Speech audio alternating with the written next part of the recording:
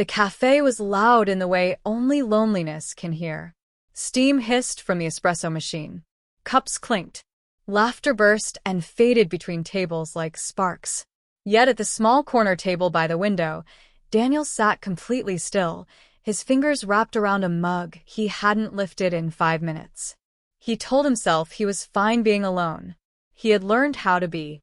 Across the table, his 5-year-old son Noah was busy lining up sugar packets into a crooked train, humming softly to himself.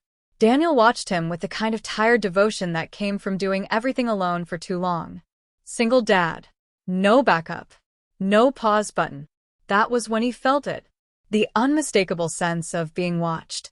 Daniel looked up, half expecting someone to be annoyed at Noah's sugar packet train, but instead, he met the eyes of a woman standing a few feet away. She held a tray in one hand.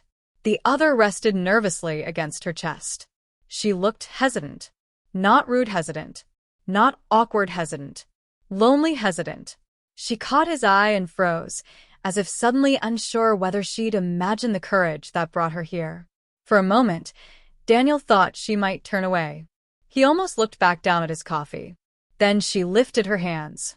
Her fingers moved carefully. Slowly. Deliberately. Daniel frowned. Not in confusion, but recognition. I'm alone. Her hands said it clearly. Then, softer, almost apologetic. Can I join you? The world seemed to tilt. Daniel's breath caught. Not because he didn't understand, but because he did. Perfectly. He hadn't used sign language in years. Not since his mom passed. Not since the quiet part of his life got buried under diapers, bills, and survival. But muscle memory doesn't forget pain or kindness. And neither does the heart. Around them, the cafe noise kept going. No one else noticed. No one else understood that something fragile had just crossed an invisible line. The woman watched his face, searching for rejection. Her shoulders were slightly hunched, like someone used to bracing for disappointment. Daniel swallowed. For a split second, the old instinct rose in him. The instinct to keep his head down, to avoid anything complicated, to protect the small, breakable world he and Noah had built. Then Noah looked up. "Daddy," he whispered, tugging Daniel's sleeve. Why is she talking with her hands? The woman's eyes flicked to Noah. Fear flashed there. Fear that this was a mistake. Fear that she'd interrupted something sacred. Daniel didn't answer Noah with words. He answered with his hands. "You're welcome to sit." He signed gently. Clearly. The woman's eyes widened. Just a little. Then they filled. She let out a breath she'd clearly been holding for a long time and nodded, smiling in a way that trembled at the edges. She moved to the empty chair slowly, as if afraid the invitation might disappear if she moved too fast. Daniel pulled the chair back for her, without thinking. That small action, so ordinary, so human, felt monumental. She sat. Up close, Daniel noticed details he hadn't before. A faint scar near her eyebrow. A notebook tucked under her arm, its cover worn soft. The way her hands rested on the table, fingers folded neatly, like they were waiting to be called into service again. "I'm Daniel," he signed. Her smile deepened. "Lena." Noah stared openly now, his curiosity winning over his manners. "She's talking like Grandma used to," he said, tilting his head. Daniel's chest tightened. "Yes," he said softly, "just like Grandma." Lena's expression shifted when she caught the word grandma. She pointed gently at Noah, then at Daniel, raising her eyebrows in a silent question. "My mom," Daniel signed. "She taught me." Lena nodded slowly, understanding something deeper than the sentence. For a moment, none of them spoke, aloud or otherwise. It was strangely peaceful, but peace has a way of attracting attention. From the counter, a barista frowned, watching their table. A couple nearby glanced over, whispering. Someone laughed too loudly, then stopped when they realized they were staring. Daniel felt the familiar prickle of judgment crawl up his spine. He'd felt it before. As a single dad. As a man out of place. As someone who didn't fit neatly into the noise. He looked at Lena. She noticed the looks too. Her smile faltered. Her hands shifted slightly, as if ready to retreat. As if she'd already begun rehearsing an apology she wouldn't voice. "I don't want to bother you," she signed quickly. "I can move." Something hardened in Daniel then. Not anger, but resolve. "No," he signed firmly. "You're not bothering us."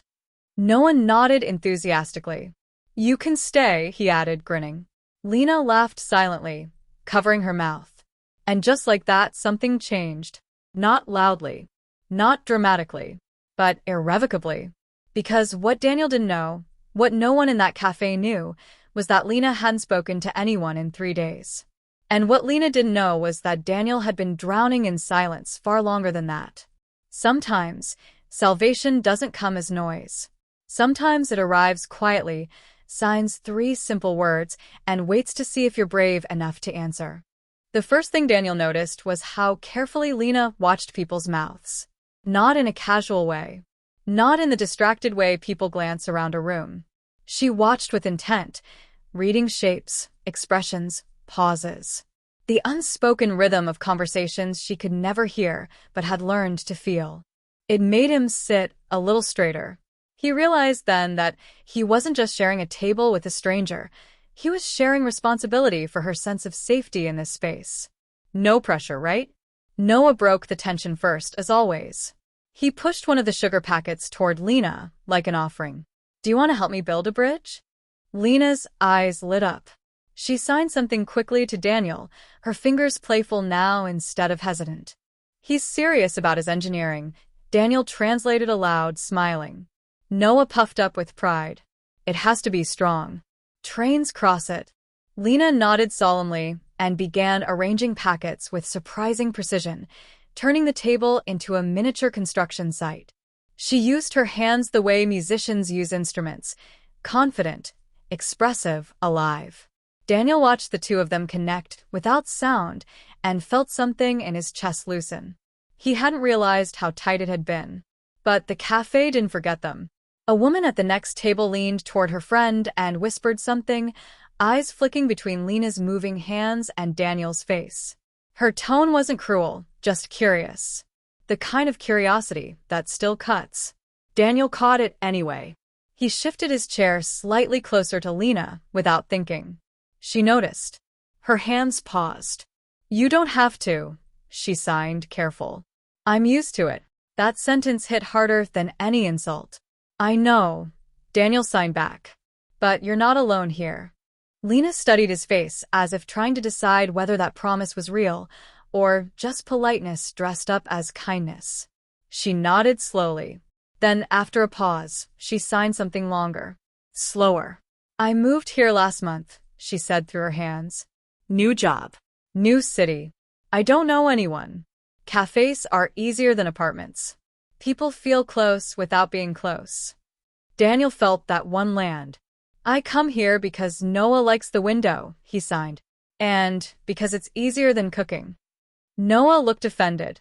"Daddy, I like your noodles."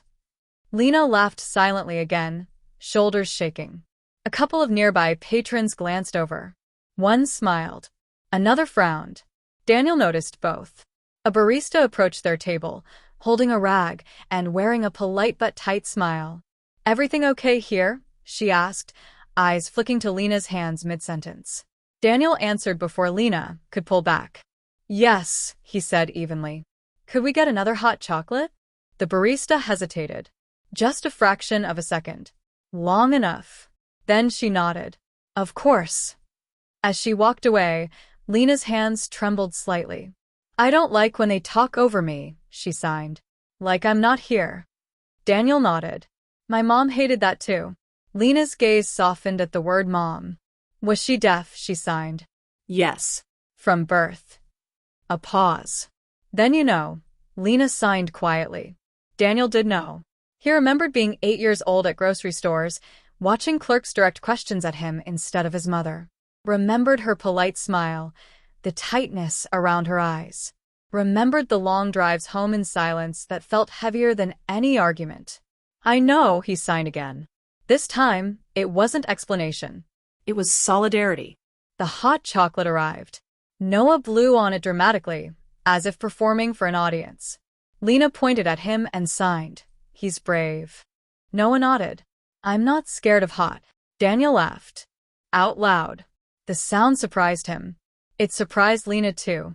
She watched him for a moment, then signed. You don't laugh much. Daniel considered lying. He didn't. Not lately, he admitted. The cafe door opened then, letting in a blast of cold air and a group of loud coworkers.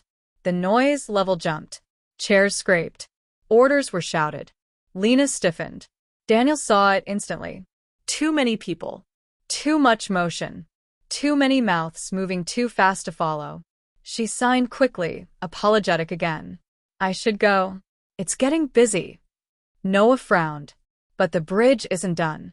Lena smiled at him, sadness threading through it. I come here to feel normal, she signed to Daniel. Sometimes it works. Sometimes it reminds me I'm not. Daniel looked around the cafe. The stares, the whispers, the careless way people took sound for granted. Then he looked back at Lena. Stay, he signed. Finish the bridge. She hesitated. And in that hesitation, Daniel understood something important. Inviting someone to stay isn't just about offering a chair. It's about offering protection. He shifted his chair again, angling his body outward slightly. A quiet shield. You can sit with us as long as you want, he signed. We're not going anywhere. Lena's eyes filled, but this time, she didn't look away. She picked up another sugar packet. The bridge grew stronger. And somewhere between marshmallows, small laughter, and the unspoken agreement of three people choosing each other in a loud world, something fragile began to feel safe. Daniel didn't know it yet, but the hardest part of Lena's day was still coming. And when it did, everyone in that cafe would finally understand the power of listening without sound. The problem didn't arrive loudly. It never does. It arrived wrapped in politeness, wearing a name tag and holding a laminated sign that said manager. Daniel noticed the shift before Lena did. The air around their table changed, subtle, but unmistakable. Conversations nearby dipped. Someone cleared their throat. Chairs scraped a little farther away than necessary. A man in his early 40s approached, his smile practiced and thin. He didn't look at Lena at first. Sir, he said to Daniel, voice low but firm. Could I speak with you for a moment? Daniel's jaw tightened. About what? He asked, already knowing. The manager glanced at Lena's hands as she adjusted a sugar packet, unaware she was the subject of the conversation. We've had a complaint, he said. Some guests are distracted. Lena looked up then, sensing something had shifted. Daniel didn't move. Distracted by what? He asked. The manager cleared his throat. The gestures. The table activity. It's making people uncomfortable. The words hit Lena a second later, reading lips, piecing together tone. Her face drained of color. Her hands froze midair. I can go, she signed immediately, standing halfway from her chair. I'm sorry. Noah looked between them, confused. Why is she sorry? Daniel felt something snap, not violently but decisively. He stood. Slowly. Calmly. No, he said, loud enough now for nearby tables to hear. She's not going anywhere. The manager stiffened. Sir, please lower your voice. Daniel didn't. My mother was deaf, he said, and she raised me to know the difference between discomfort and discrimination. A hush fell. People pretended not to listen, listened anyway. Lena tugged at Daniel's sleeve, eyes wide. Please, she signed. I don't want trouble. Daniel looked at her, softened instantly. This isn't trouble, he signed back. This is respect. He turned to the manager. She's a paying customer, he said. She's sitting quietly, and she has every right to communicate. The manager's smile faltered. We're just asking for cooperation, he said. Maybe keep it less visible. Daniel laughed once, short and humorless. Would you ask a hearing couple to whisper? He asked. Or a child not to laugh? Noah raised his hand helpfully. I can laugh quieter. A few people snorted. The manager's face reddened. Sir. No. Daniel cut in. You listen. Lena watched Daniel's mouth carefully, her hands clasped together now, not signing, just holding themselves still. trying to take up less space. That hurt more than anything else. My mom used to stop signing in public, Daniel continued. Do you know why? Because people like you taught her language was a problem. Silence. Someone near the counter stood. A woman in a business suit. She's not bothering anyone, she said. We're fine. Another voice chimed in. Yeah. Let them be. The manager glanced around, realizing too late that the room had shifted. Daniel felt Lena's fingers brush his wrist. Thank you, she signed softly. He nodded, but the damage had already been done. Lena sat back down slowly, her movements smaller now. Guarded. The bridge on the table looked unfinished again. Daniel hated that. I'm sorry, she signed. I ruin places. No, he signed fiercely. Places ruin themselves. Noah leaned over and pushed the sugar packets back into place. The bridge is still strong, he declared. Lena smiled, but it didn't reach her eyes. Minutes passed. The cafe noise resumed, but something had cracked beneath it. Conversations felt forced. Laughter too loud. Daniel could tell Lena was counting time now, measuring when it would be polite to leave. He leaned closer. Do you want to tell me what happened before you came here today? He signed. Lena hesitated. Then her hands moved, slow, careful, like she was opening a door she usually kept locked. At work, she signed. My supervisor said I'm hard to include. Daniel's chest tightened. She asked if I could bring an interpreter, Lena continued. I said the company didn't want to pay. She said, maybe this job isn't a good fit. Daniel saw red. I worked so hard to get that job, Lena signed. I just wanted coffee. I just wanted to sit somewhere without explaining myself. Her hands dropped. I don't want to be brave today. Daniel understood that too. You don't have to be, he signed. You can just be. She looked at him like he'd handed her something fragile and precious. The cafe door opened again. Cold air rushed in. A young man entered, early 20s, earbuds in, eyes glued to his phone. He nearly bumped into Lena's chair, muttering an apology without looking up. Then he looked at her.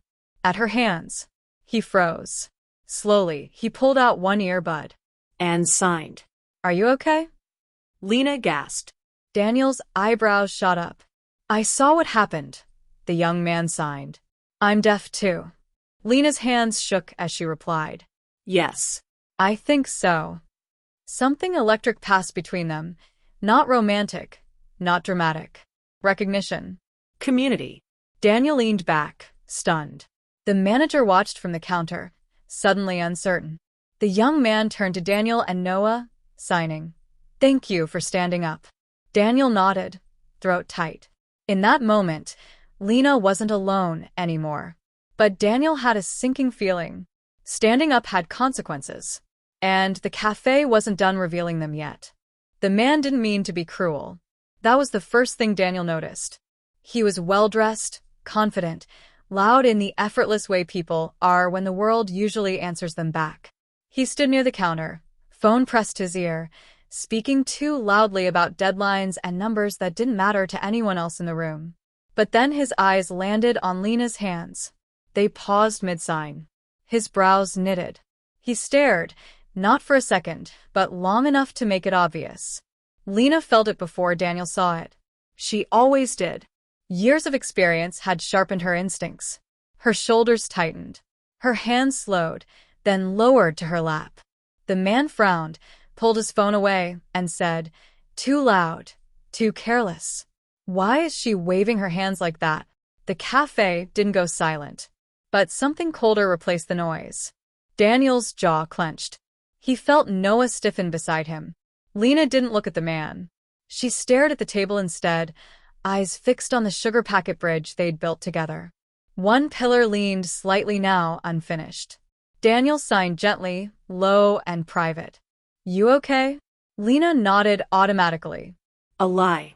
The man wasn't done.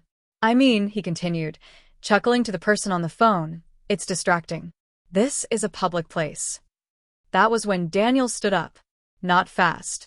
Not aggressive. But fully.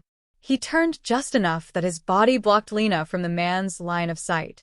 Sir, Daniel said evenly. She's deaf. She's communicating. The man blinked, caught off guard.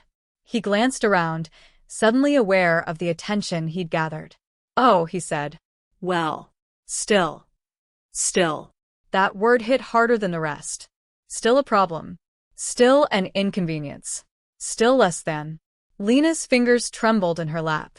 Daniel felt something old and protective rise in him, the same thing he'd felt when strangers talked over his mother, when teachers praised him for helping her so much, as if she were a burden instead of a parent. He looked at the man, voice steady but firm. She's not bothering anyone, Daniel said. But you are. A few heads turned. The barista froze mid-step. The man scoffed, embarrassed now. I didn't mean anything by it. Daniel nodded. That's usually how it goes. Silence followed. Not complete but heavy. The man muttered something under his breath and turned away, retreating into his phone like it had always protected him. Daniel exhaled slowly and sat back down. Only then did he look at Lena. She was shaking. Not visibly. Not dramatically. But her eyes were glassy, jaw clenched tight, as if she were holding herself together by sheer will. I'm sorry, she signed quickly. I should have left earlier. This always happens. Daniel shook his head immediately. No, he signed. You did nothing wrong. She swallowed.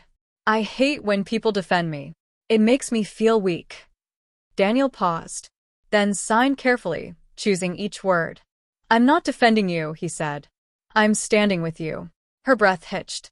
Noah climbed onto his knees on the chair, eyes wide and serious. That man was mean, he said simply. You didn't do anything bad. Lena looked at him and broke. Tears spilled over, silent and unstoppable. She covered her face with both hands, shoulders curling inward like she was trying to disappear. Daniel moved instantly, crouching in front of her, so she didn't have to look up.